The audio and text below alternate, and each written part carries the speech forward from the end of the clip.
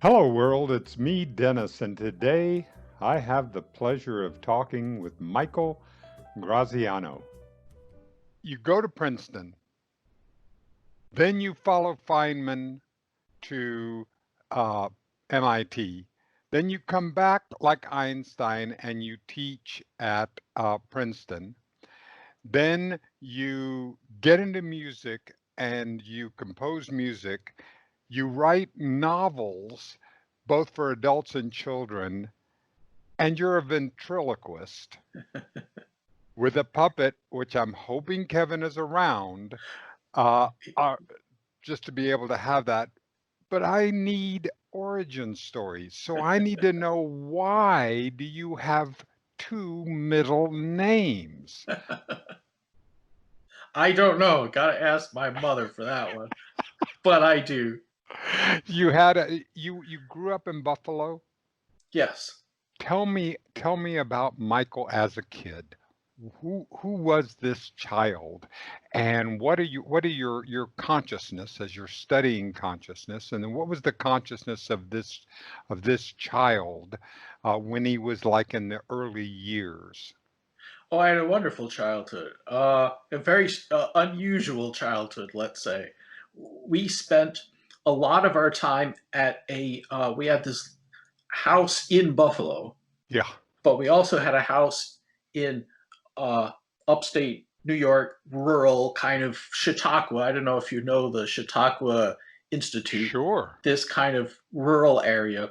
And we lived at this house in out in nowhere in the middle of farm country Wow. all summer, every weekend, every chance we had, almost like Robinson Crusoe, or I don't know, the Swiss Family Robinson or whatever it is, sort of living as a family in near total isolation in this little house, and uh, and that's how I grew up running around the fields and you know playing with sticks and Yeah, exploring the woods, and so and it. listening to bullfrogs, as Oh you yes, as you were yes. talking about, as Yes, you were talking about in your book. that's Uh, right. so did you get interested? Were you a early reader? Did you begin thinking about, like, what's going on in the minds of these? I mean, what was the curiosity beginning in these early stages? But I think that we just didn't have distractions. We weren't, there was no internet, but there Right. was no Now, what year TV. were this? What year were you born? I was born in '67. 67. I was born in 48. So, all right. So Ah, that gives you our contextually. All right. So right. 67, and all right, continue. And we in our little rural. It was almost like going back in time. It was like going back to the 19th century or something. Well, I mean, what did people do? They read, they played the piano, they Sure. learned skills to keep themselves occupied. We didn't do much of anything else. We didn't, like I said, we didn't Yeah. have a TV. We didn't go to movies. We didn't go to town and hang out at the mall or whatever people were doing at that time. We didn't even have an internet that didn't Yeah. exist at the time. Sure. But we spent our time reading. Uh, we spent our time listening endlessly to music, classical music, Yeah. and playing the piano, writing music, writing stories, entertaining ourselves, thinking, dreaming. We did all kinds of crazy things. So we had almost like taking a 19th century upbringing and transplanting it into the middle of the 20th century. And yeah. Fascinating. And did you keep curious? I mean, did you get how did the music and the now, because if we're headed toward Princeton, you're going to have to make sure and be at a certain grade level and a certain understanding level. How did that push come? Was that self-directed? Was that directed by the family? What was that? That's a good question. I guess there was some push from the family.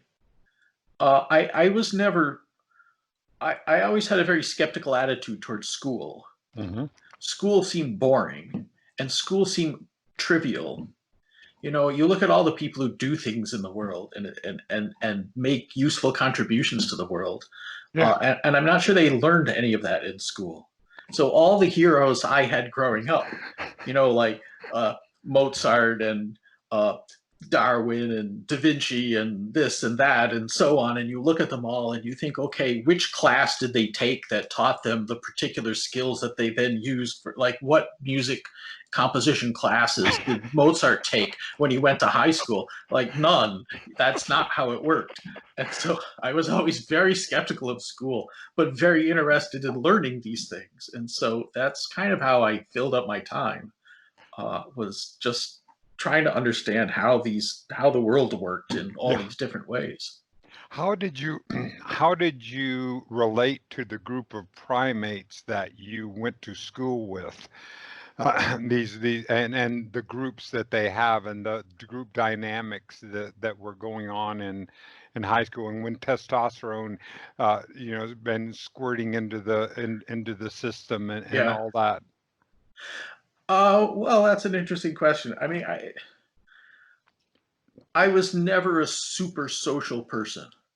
It just wasn't in me. It still isn't in me. I'm not a super social person. I love people. I love hanging out with people and talking to people, uh, for a limited amount of time, and then I wear out on it. I gotta go and be on my own and do something in my own internal world. Yeah, I think that's how I always was. I think I got along with kids in school perfectly yeah, well. I mean, I think there are, you know, there are different categories of loners.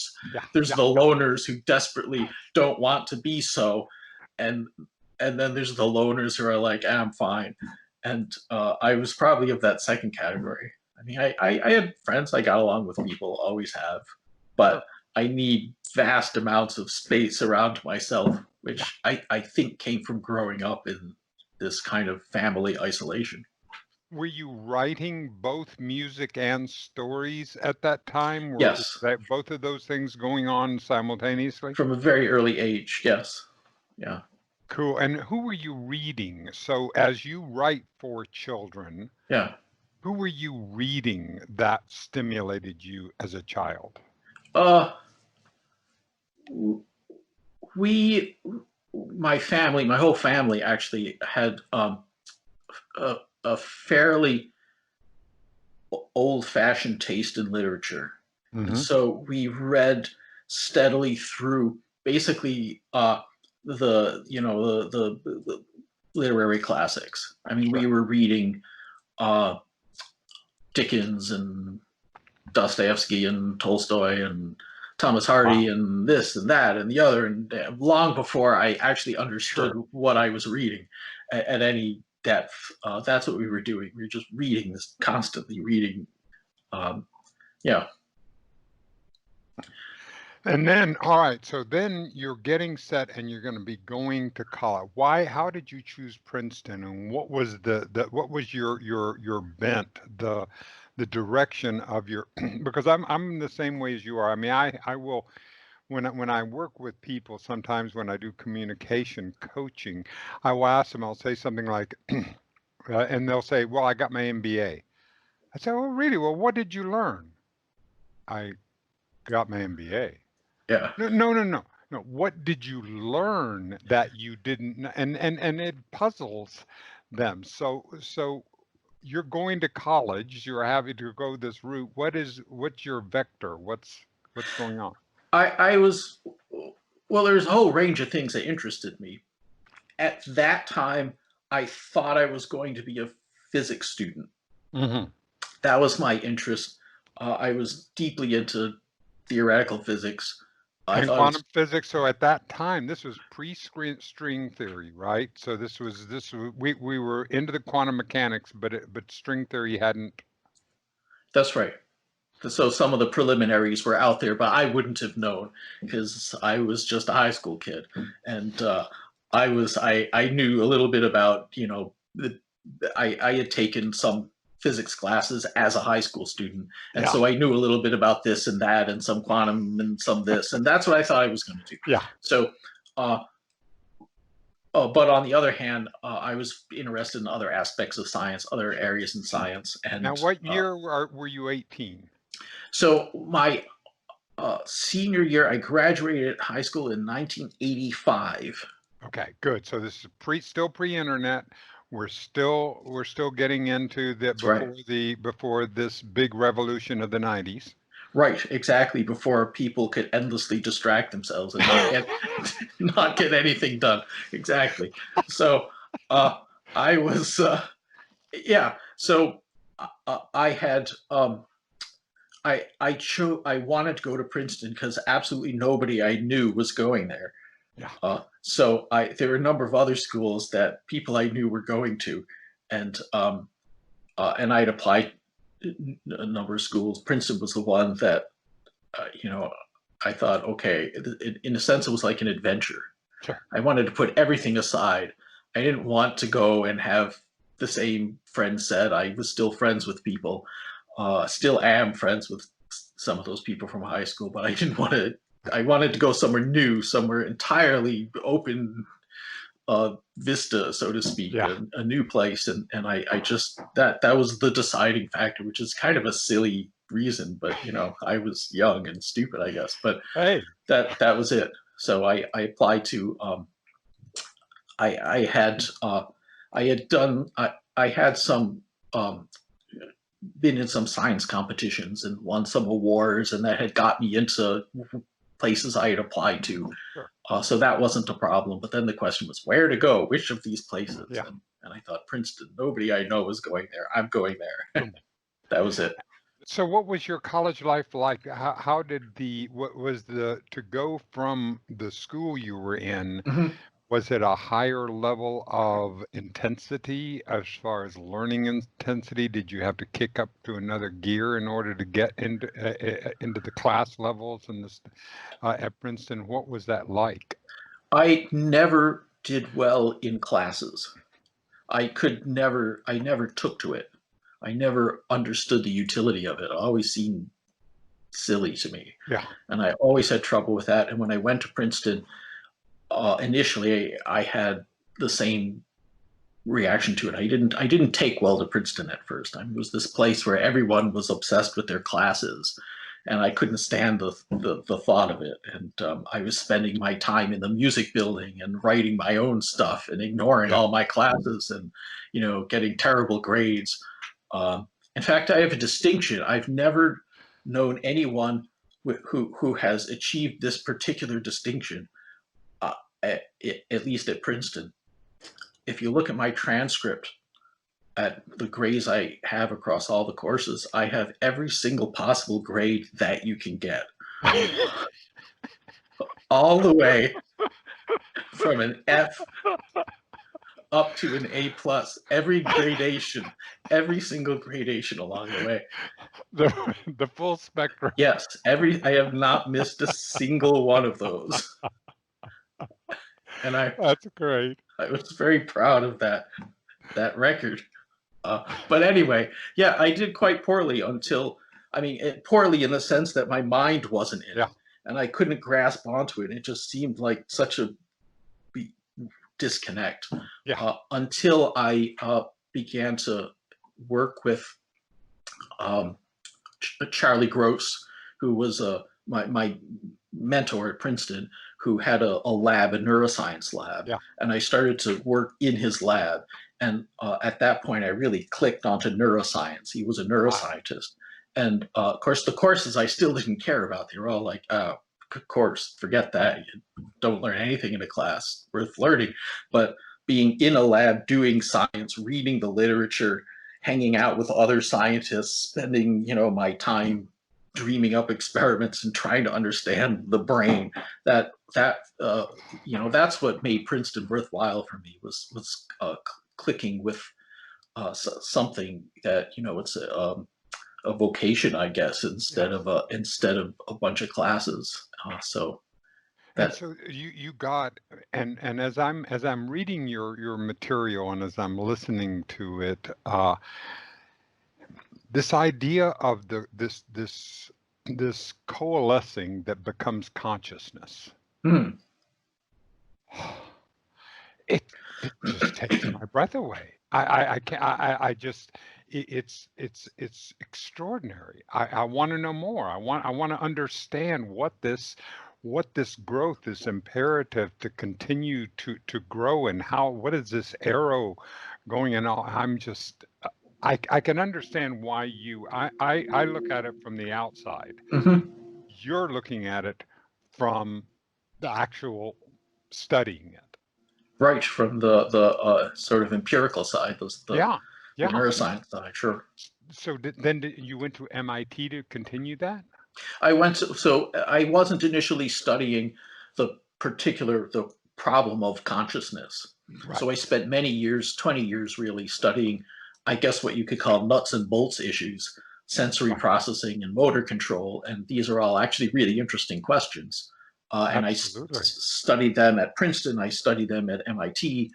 Um, I didn't spend that long at MIT. I was actually still doing work at Princeton.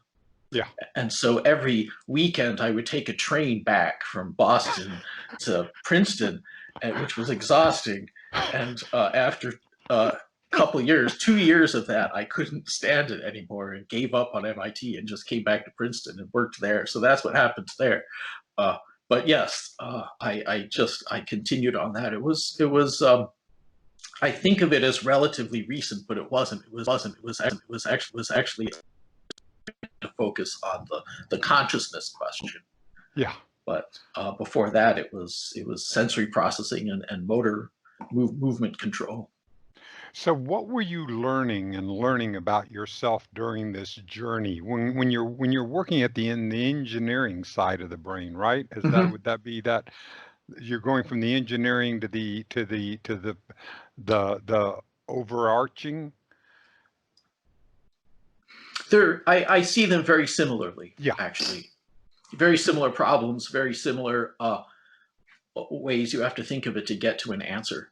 Right. And um, yes, I think one of the things you need as a scientist is to avoid thinking too much in terms of little engineering components. Right. Uh, you have to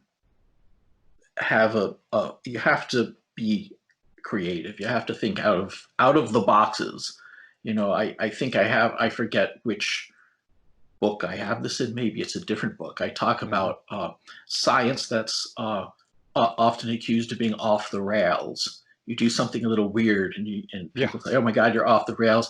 And I actually really love that phrase because uh, rails are things that are engineered to go from point A to point B on a known path.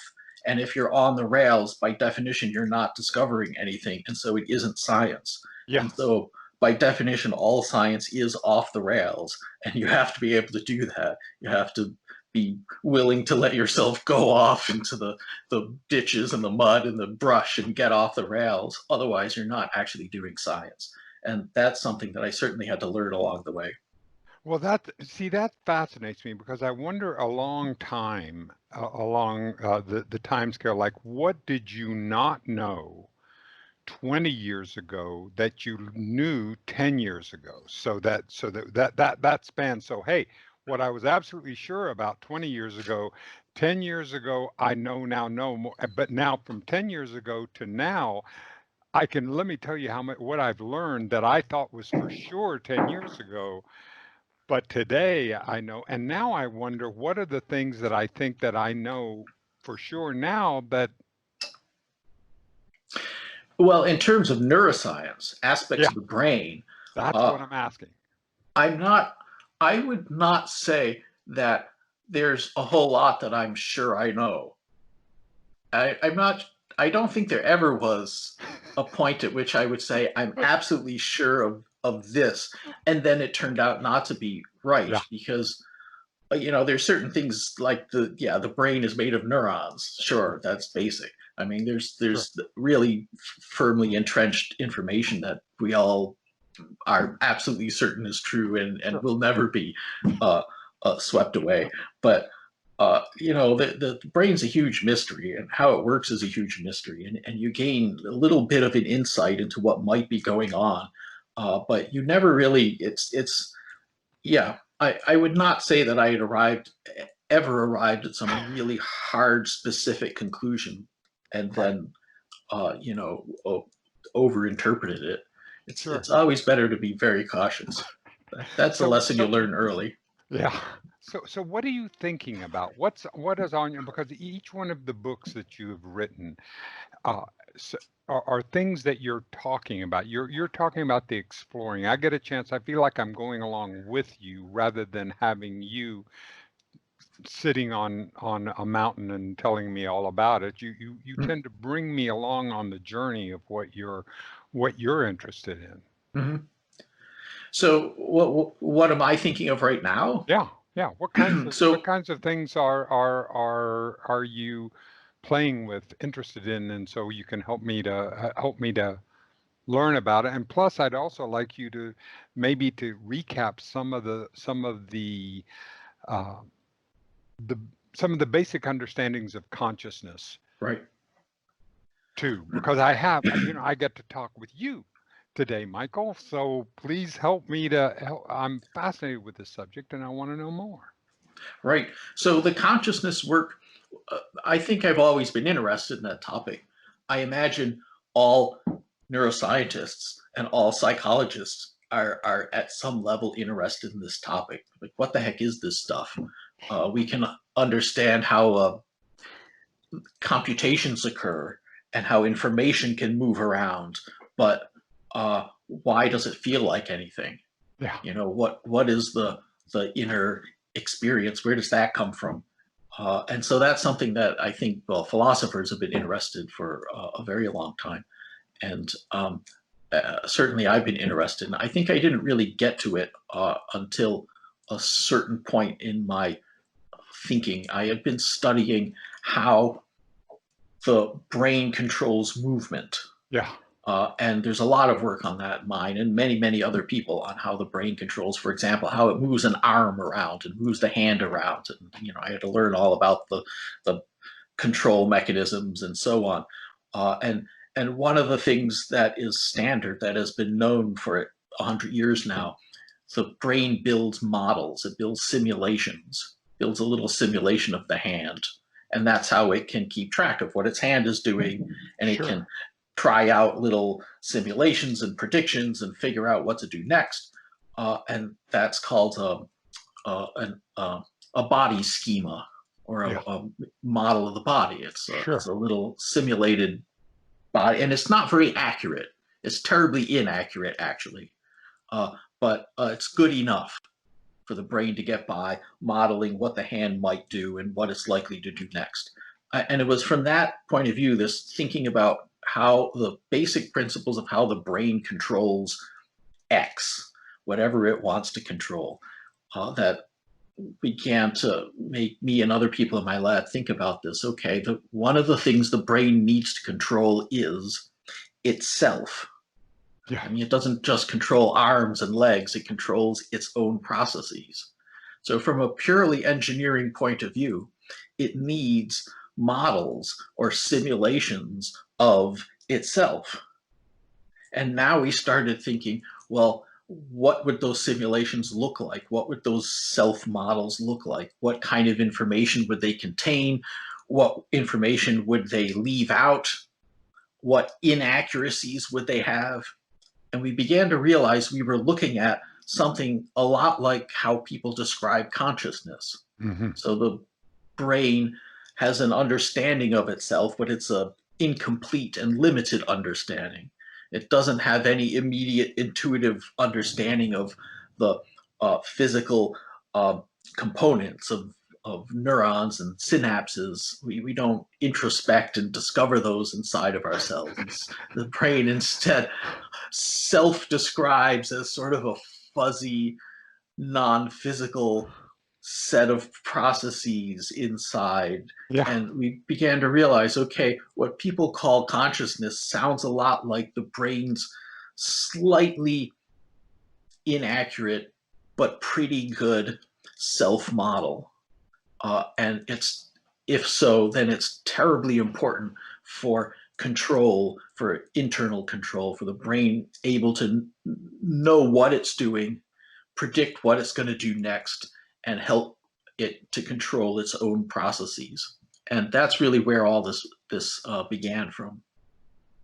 God, that that's amazing. So when I think of, because I've restarted my meditation practice Mm, so that I have been focusing on the air, focusing my attention, that yeah, place of what we're talking about. How do we, get the attention, and focusing that yeah, attention on one place so that it's there and that's happening, and I stay there and I begin to explore that particular sensation over and over, and having to, so that brings that attention to a place. Can you talk a little about that, or how that, yeah. as an aspect of it? Sure. I'm actually very fascinated by that, by meditation. I haven't studied it, but I'm quite fascinated by it because it is almost the paradigmatic example of control, right? It's the brain controlling itself. Yes. Well, it's controlling attention, which is an aspect of itself. So, meditation and mindfulness, they're all about learning better control over your attention. Yeah. And how can you do that unless the brain builds these models or simulations of what it's doing, simulations, models of its own attention? This is really the only way, from an engineering point of view, the only way that that machine can work that way is the brain has to build and exercise and grow its self models in order to achieve that level of control over what it's doing. And that's a perfect example of exactly what I'm talking about. Wonderful. So what is going on in the lab now? What kinds of things are you and your students? And of course, here we have, plot twist, COVID-19 Oh God. comes and brings your, so how do these things continue, and how does this happen as we are at the middle of May in 2020? So tell me what's going on in the Yeah. lab. Well, I mean, fortunately for us, we had a lot of data that we could analyze. And so we're doing a certain amount of analysis and writing papers and so on Hmm. while we have downtime. But also, there is some data collection that we can do. There are online data collection Sure. tools. So some of what we do is actually very much social neuroscience, as it's called. Hmm. And we can just send surveys out, or we can Sure. have really interesting questionnaires that people all over the country can answer. So we can do a little bit of that. But one of the really specific particular questions that I'm interested in, that we've been working on lately, and also have worked on in the past several years, is the relationship between uh, consciousness and social cognition, social intelligence. And Yes. so people who think about consciousness almost always think of it as a personal thing. Yeah. I have my own inner experience. But if you look at humans as a species, and human social interaction, one of the Yes. main ways that we use this whole idea of consciousness is socially. We attribute it to each other. We're constantly trying to judge, what is he aware of, and how aware is he of it? And so, Exactly. yes, And then we would have, as happened 2 months ago in Georgia, two men following an African American man. And in their model of their mind, because I was picking this up, because I wonder, in the model of their mind, they had a certain model of who this person yeah, was, yes, and acted upon that, and ended up killing him yeah, as a result of that particular model that they had. And that was what I took when I was reading about that, and after reading your book, that was what I was that was the thoughts that came into my mind. that's right. Yeah. So we have as humans, we have a lot of trouble distinguishing between what's really out there versus what our brains are creating for us and kind of projecting onto the world out there. And Exactly.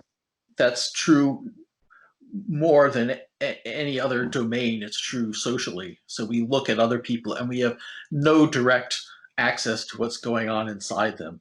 Everything that we sense from them, we're not actually sensing from them. It's the social parts of our brain building these elaborate models and then Yep. attributing it or foisting it onto that other person.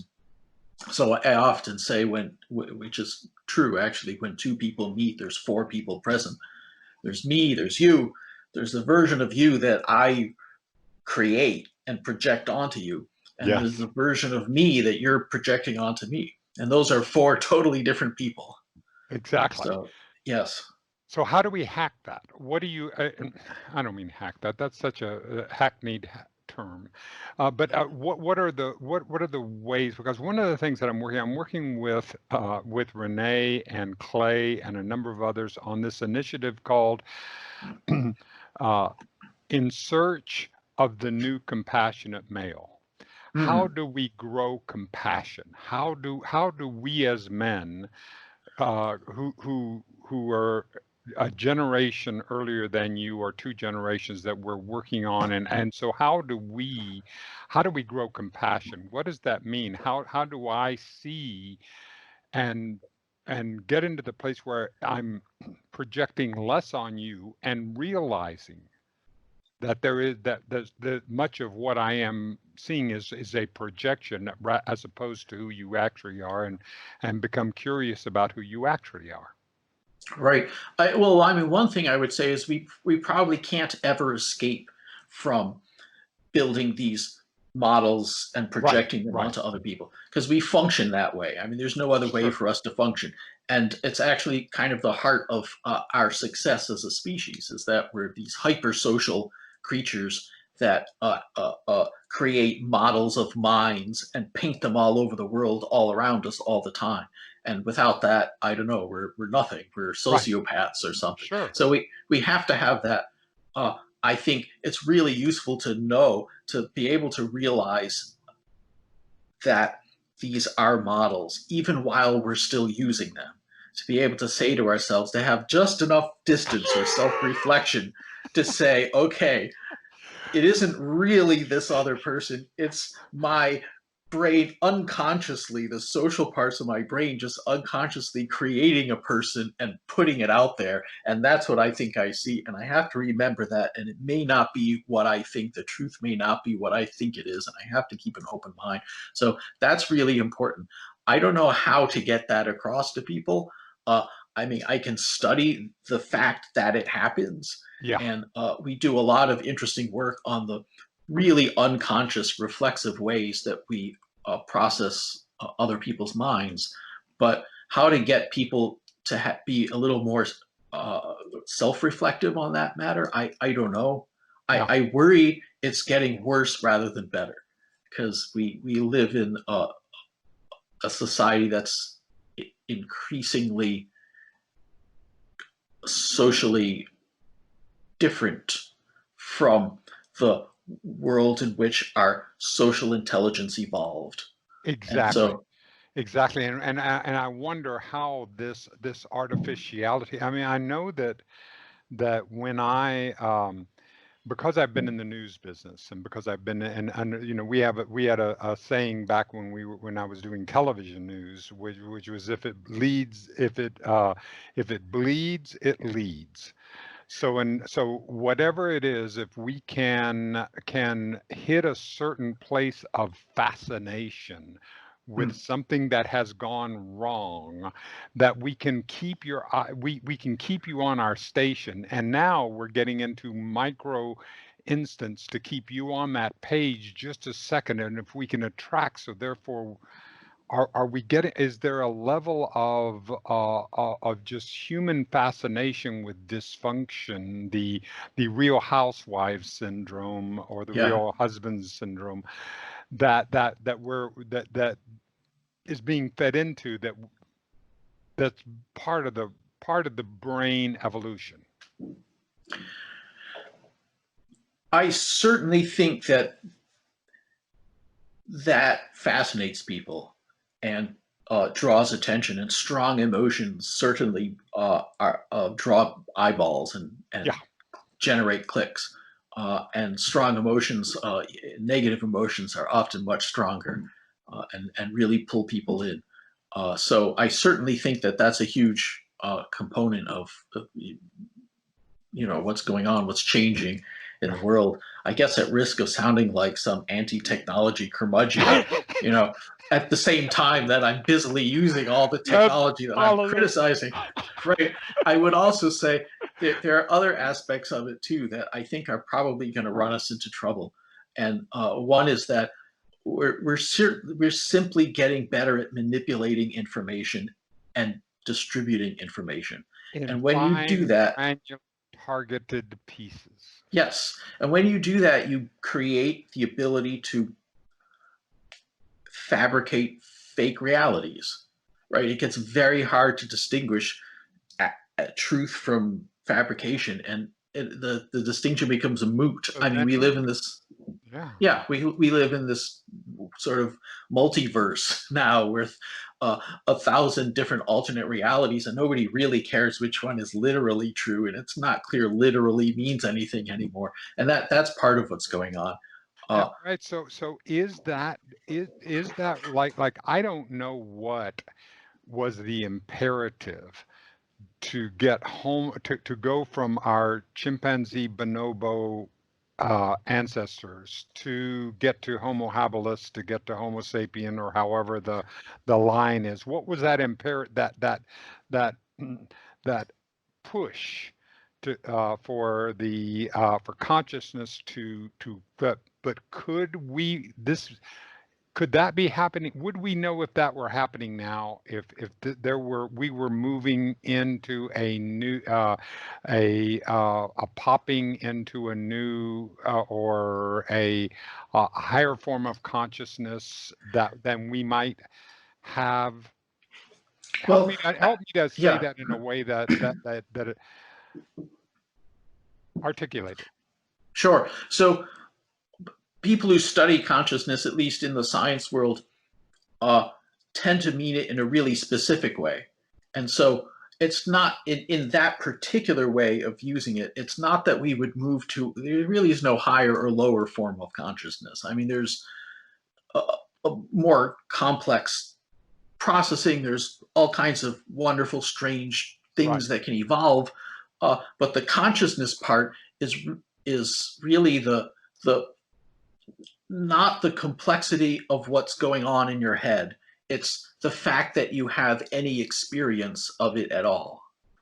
Any sense, any feeling, any experience at all. And that's something that's probably coming in very early in evolution. So it's there already in birds, in mammals, right? So now you look at uh,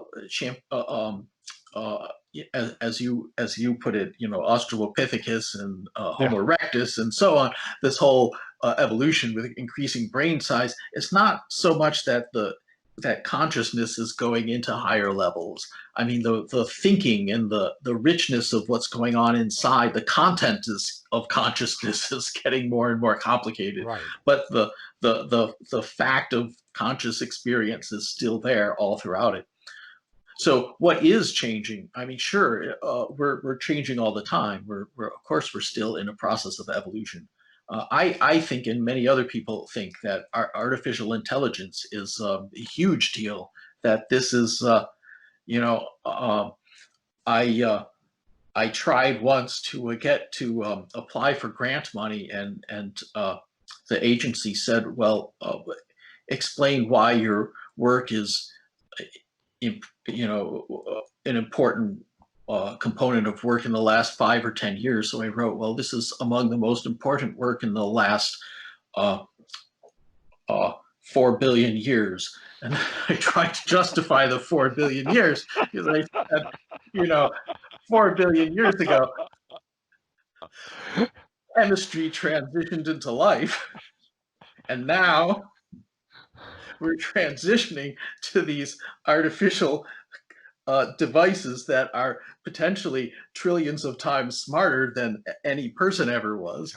And this is actually one of the potentially one of the most significant transitions in the history of the Earth. So anyone who studies that is doing something that's important on the scale of 4 billion years. They actually weren't that interested in my argument that it was the most important work in 4 billion years, and I did not get that particular grant. But nonetheless, I love your framing of it.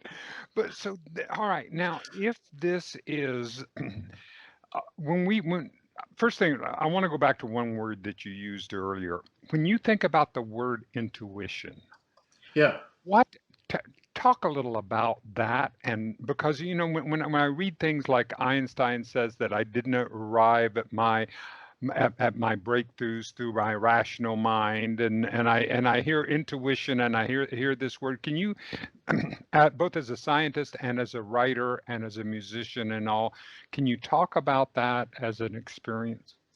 Sure. As a scientist, I'm very skeptical of intuition. I think intuition is highly misleading. And one of the reasons I think that is because, like I already described, I talk about how the brain builds models. Like that's what the brain does. It's a model builder. And models are not the real thing. They're always simplifications. And our intuitions are made up of these kind of quick and dirty models the brain builds of the world around us. And one of the examples I often give, it's one of the kind of classic examples that is extremely well understood. Uh, that colors, and in particular the color white, Yes. was first originally understood as this pure thing scrubbed of all contaminants. And that was intuitively obvious to people.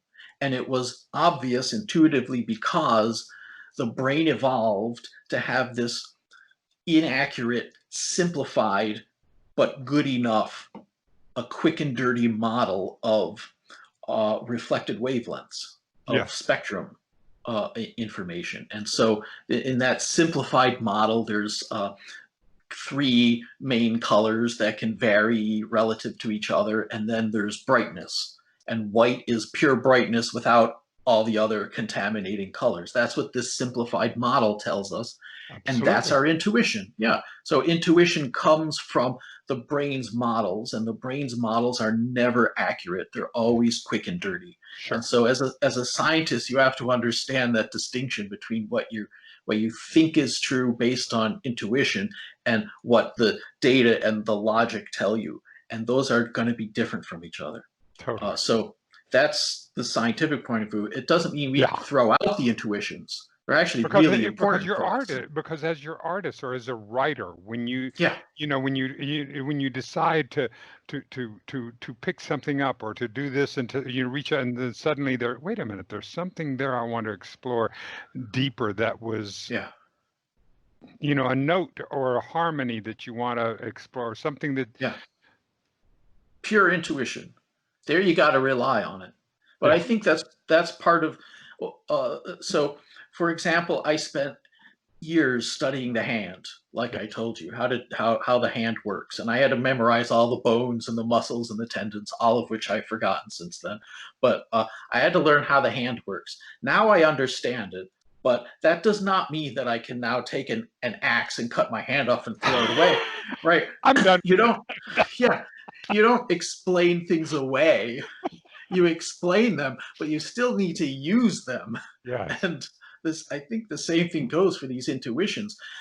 You may be able to explain the brain's simplifying intuitions from a scientific point of view. That doesn't mean you throw them away and cut them off. You still need them. If anything, maybe you gain a better appreciation for why they're there and why they're useful. So, So yes. how does your writing inform your music, inform your lab work, inform your, how are these things, because you're very multidisciplinary in your life, and I know nothing about your family, but I assume that you still have familial and friendship connections that have it. Could you talk about how these things inform one another, that are the cores of your life, and your ventriloquism, which I hope, is Kenneth around? He is not, but I could I could grab a puppet. He's I not would, the yeah. Well, that's okay. sure, Anyone, some representation. I have a couple of questions I'd like to ask at the end, but go ahead. Now sure. continue on with you. How does your music inform your science or your writing, your novel writing or your children's writing inform or make you a better scientist? I I s- I I see them all as very similar in a lot of ways, and the processes do tend to meld together a lot. Uh, and I don't know if that's just because I've been doing them for so long, all packed into the same head that they all kind of mushed into each other. But one of the things I find very similar about them all is they all rely on creativity, and they all rely on uh, escaping, avoiding the traps I see that most other people are falling into. That's the biggest risk as a scientist, is that you fall into the thinking traps of Right. everyone else. I think that comes from fear, social fear. You don't want to do something that is embarrassing Hmm. in front of your colleagues, and you Sure. really have to just throw that out. You have to say, no, that's not the purpose of science. Is not for me to avoid embarrassment. The purpose of science is fundamental new insight, and I'm going to do whatever I have to try to figure that out. And you don't get fundamental new insight unless you're going to try something nutty and see where it goes, and then shape Hmm. it and see what you can do with it. So Sure. you don't throw out the logic and the rationality, but it's a tool along the way. Just like if you're writing a piece of music, there's an enormous amount of logic, planning, and rationality that has to constrain it. But you also need this creative component of trying to escape the pull of what everyone else is doing. So they're very similar in these ways. There's actually a lot of ways that they're very similar. Do you do you set up feedback loops with your students and your colleagues for them to be able to call you on something and to be able to say, hold on a second, wait a minute, and so that you're not getting that confirmation bias and you're working through how do you set that up to get them to say, hey, especially Uh, when you're at the level that you're at in your career? I think you have to be your harshest critic. So I certainly get feedback from colleagues all the time. I mean, that's how science works. Uh, I would have to say I need to be my harshest critic. Um, it's very easy for colleagues not to quite even grasp what you're saying, and then their criticism is not that helpful, or it's helpful only because then you didn't say it clearly enough. But the but the ideas themselves, it's up to you to make sure that you're not going off the deep end. Right. But I think that's true in art as well. I mean, it's easy to go Yeah. off the deep end in your writing, and nobody understands a word you're writing, and well, what's the point of it then? So So, yeah. so what are you writing to kids lately? What are the things that you want to say to the children, and what are the things that are interesting you to say to them? Since I haven't had a chance to read any of those books yet. Right. I haven't written children's books in a little while. Uh, I think the last one was, I forget when, 2012, something like that. It's been a little while since I published the children's books, but I have had people tell me that there's really no difference between the children's books and the adult books. They're all completely nutty. Uh, some people have compared the children's books a bit to Roald Dahl, like Charlie and the Yeah. Chocolate Factory, very weird and surreal. I Hmm. like these surreal books. I want to write a book where, whether it's for adults or children, where the first thing you say to yourself is not, oh, that's a good book, but rather, oh, I've never read anything like that before. Exactly. And Because I mean, I yeah, go read on. just a little bit about your book on your book on on death. I've forgotten the title at this instant. Oh, Death My Own Way. Yeah, Death My That's a Own Way. novel. It's a Yes. novel, and it's as an adult novel. I got a chance to read just the first few pages that I have, so I'm going to get a chance to delve into that. What is your sense of your own? And at 72, I'm getting a chance to be much more actuarially close to, and it's really been a comfort to me to have this real peace about death that I've had. What's been your journey with that, as far as what the brain thinks about it and what you think about it in your own Yeah. journey? I'm guessing different people really have very different reactions to it. I mean, I think there's this notion that there's standard universal ways that people react, but I think there's a lot of diversity in people's reactions that Right. sometimes gets And what's been yours? What is yours? What's your thoughts on it? I'm a very relaxed person about everything. And I think that applies to the concept of death as well. I'm very relaxed about it. I mean, yeah, it'll happen. I'll die.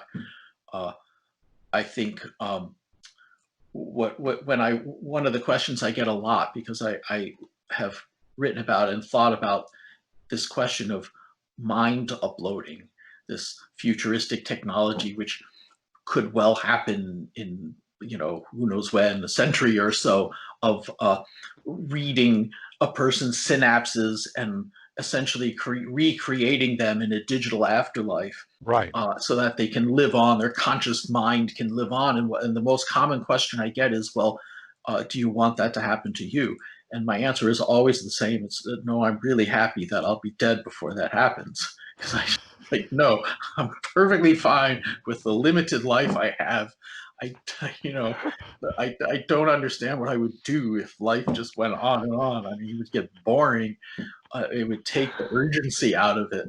Uh, yeah, I I think that how people react to most crises in life is probably similar to how they react to the sort of ultimate crisis of death. And there are people who are just very worried and agitated people, and they are Hmm. probably also worried and agitated about the prospect of death, and that's fine. Yeah. It's who they are. And That's part of what we're exploring. Do you explore the concept of a higher power in the reason in the parts of the brain, this concept that is going on now?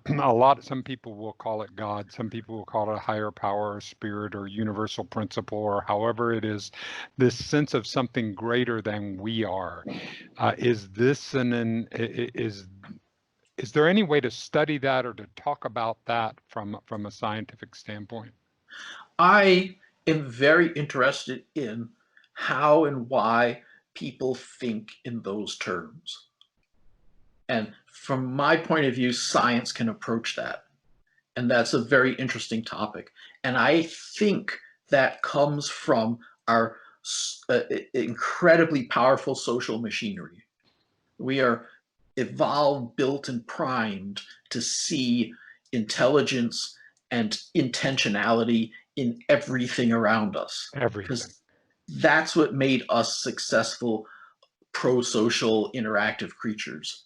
And it's from that we get this intense human tendency to see higher powers, intentional higher powers in everything around us, and that's what Right. interests me. So I've often said I'm an atheist, but I'm very interested in religiosity, and I don't think that there are many atheists. There's the type of atheist who thinks that religion should be excised, right? Like a cyst. Right. And I see religion and these beliefs in uh, intentional powers. I see them a bit like I was describing to you before. I see it as something you can understand at a scientific level, why Yeah. people have those tendencies. We will never get rid of them, and they're part of who we are. And they're actually, in many ways, an incredibly useful part of the structure of our A society. feature and not a bug. I mean, one of the things that I loved about what Feynman said about it is that God is too large for the stage. And so if I can't wrap my mind around whatever that is, that I can't, then it makes it possible for me not, I know I can't encompass whatever it is, but it's possible I could maybe tune into it. Maybe there is a way to use some of these principles, because I mean I look at that the expression God is love, and if I use the is as an equal sign, Uh, that's what it actually is. That was the original source, whatever it was that human beings would connect to, is the hard stuff, that mm, love. That is mhm, what was, and then they put a word of God to it, and then they separated it into little religions and that. right. But that's the essence of what they were going through. So can you see love as part of this social contract and this that we need as humans? Yeah, sure. I mean, it's a huge part of it. In a sense, you're right. That's the heart of it. It's this social connection. Uh, so yeah, I think we're priming at the simplest level. If you really reduce it and look at the simplest level, uh, there are two ways to. So you're a creature in the world, and you look out there, and there's two kinds of things out there. One kind of thing is uh, an object like a stone or a waterfall, and the other kind of object is uh, an agent with a brain that can move around and do stuff. And so you evolve this ability to look at the agent and say, it has intentions, it has a purpose. Uh, and now, let's say in the human evolution, we jack up, almost like taking a volume knob and turning it up on our social sensitivity. Now suddenly we start seeing all kinds of things around us as intentional agents, right? So we take that social way of thinking and we just crank the juice up on it. So suddenly we're seeing everything through that lens and we're interpreting everything through that lens. But uh, the benefit we gain from it is this incredible social cohesion. I mean, sure, love's probably the right way to put it. Our society has a chance to bind together. People have a chance to Mhm. bind with each other. This is what makes us successful. This is how we evolved with ever increasing social complexity. And I think these, religion grows out of that. I mean, the Mhm. simplest examples of religion are uh, maybe that river is raging because it wants to, right? That's just attributing social mind to that object. And from that emerges lots of other aspects of religion and spirituality and Yeah. so on. But it lives in our social intelligence. It's part of the fabric of what binds us together. It's endlessly fascinating. What have we? Are you within reach of a puppet? I'll grab a puppet. All Hold right. on one Would you do second. that, please? Yeah, sure. Yeah. I'll be Yeah. back in 1 second. Take your time.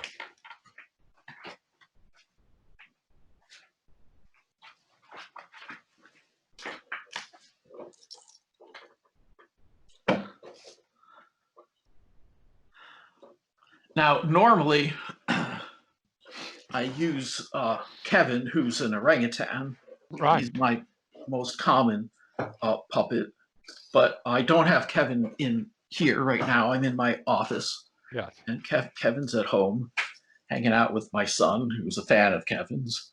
Yes. And this is a sort of substitute puppet. Hello.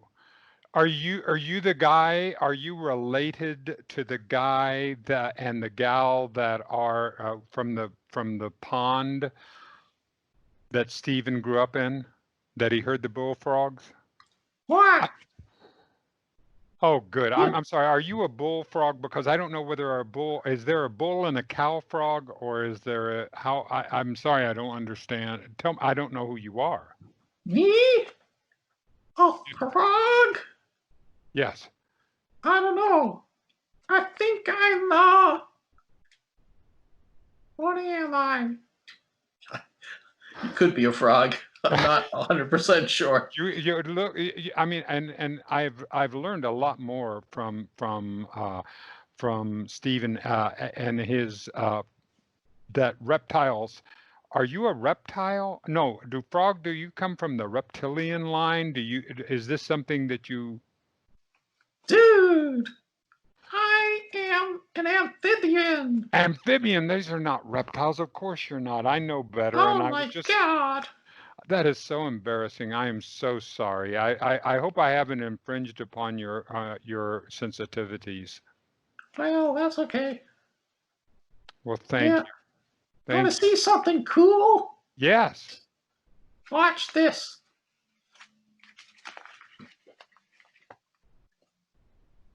Hi. What is... That's lovely. Now I'm like a newt or something. I don't Yes. know. Yes. The newt of the moment. Thank you. Well, thank you for coming and visiting with us today. Sure. Guess I'll go now. All right. Well, thank you. Thank you for Sure. visiting. I don't know how well that works because if there's a lag, then that kind of defeats the purpose of it. There was no lag. It Really? amazes me. There was no lag whatsoever. It worked perfectly.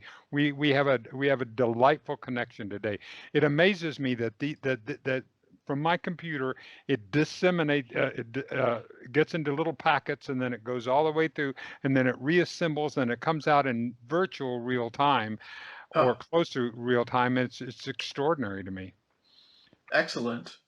Thank you for your time today. Thank you for the understanding and for all the writing that you're doing, for me to be able Sure. to have the richness of